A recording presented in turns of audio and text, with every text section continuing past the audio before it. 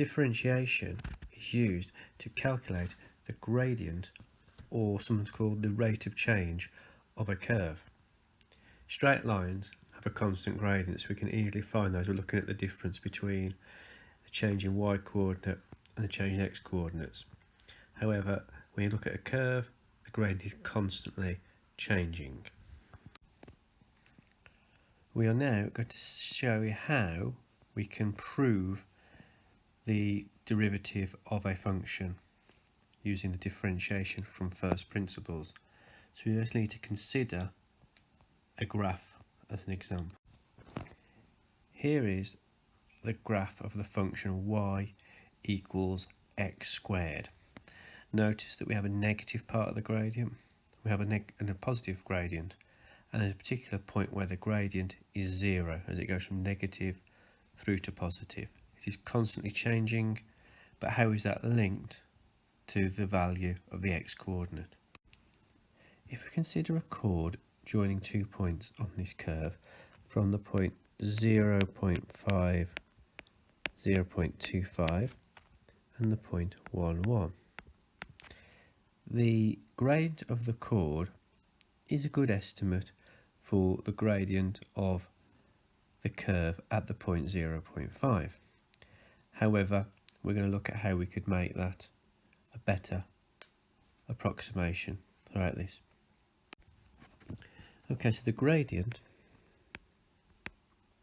which I'm going to use the letter m, is change in the y coordinate. So that's 1 take away 0.25 divided by 1 minus 0.5. So that gives us 0.75 divided by 0.5, which is 1.5. So how could we make a better approximation to that, the gradient at x equals 0.5? Well, we could take a point closer to 0.5 and draw a chord there. So this time the chord is now taken from the point 0.5, 0.25 and the point 0.75, 0.5625. The gradient of this chord is 0.5625 minus 0.25 all over 0.75 minus 0.5. So that gives us 0.3125 over 0.25, which gives us a gradient of 1.25. Which is getting closer to the gradient at the point x equals 1. We can just make this chord smaller and smaller, so I can choose a point even closer. So say this time we choose the point 0.6.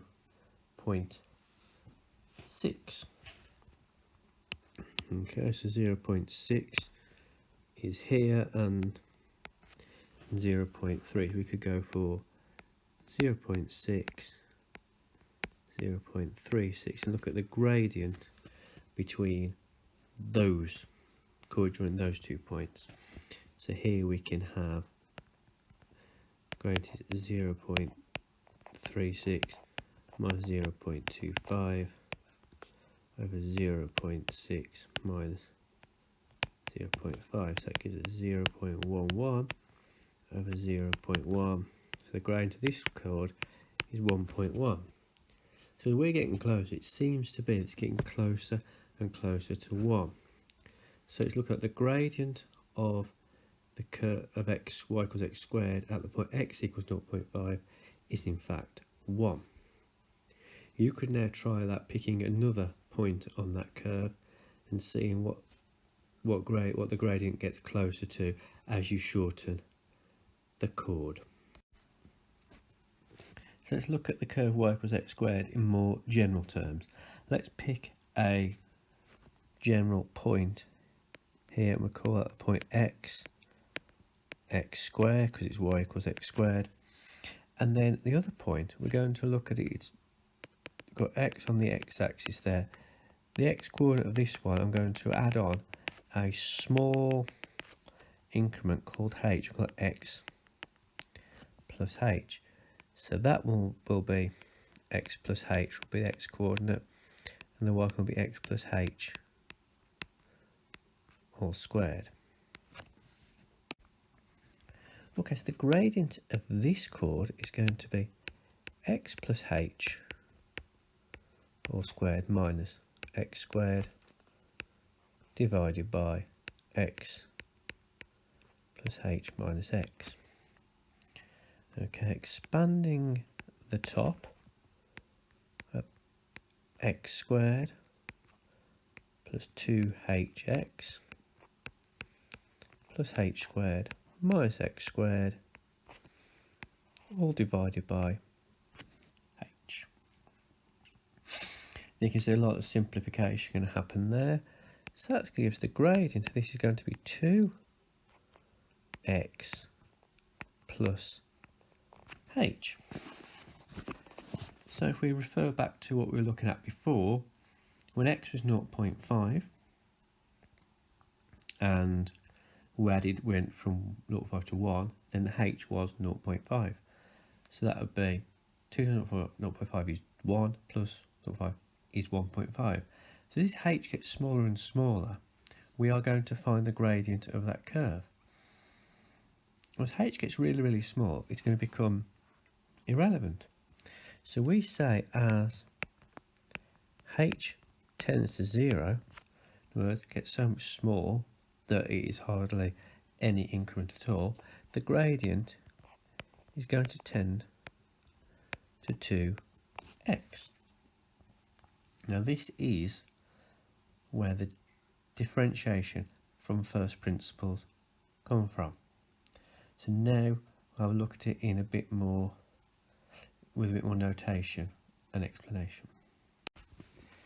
For any curve where y is equal to f of x, the gradient, or derivative, is given by f dash of x like so, and that is equal to the gradient of the chord between x and x plus h when h gets very, very small. So we write that it's the limit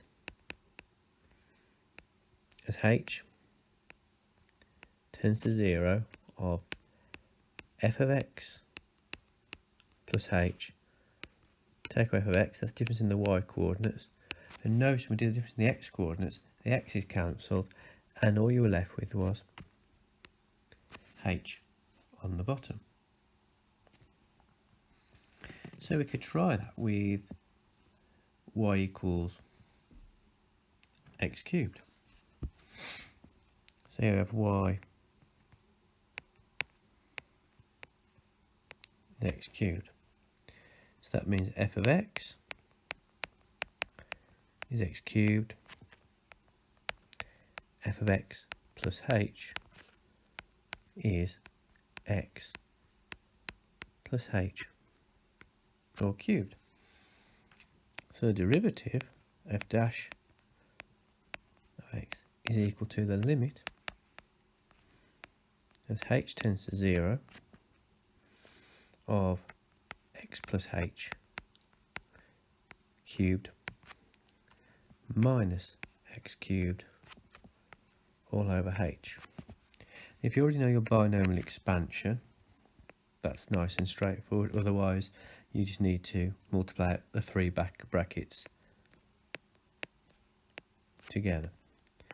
So you go for x cubed plus 3 hx squared plus 3 h squared x plus h cubed minus x cubed all divided by h. Again, we can do some tidying up on the top. So still the limit as h tends to 0, x cubes have cancelled out. Divide everything by h, we have 3x squared plus 3h x plus h squared. Well, as h gets closer to 0, any term with h in it becomes negligible. It's so small that it disappears. So we can just say that actually the derivative of x cubed is 3x squared.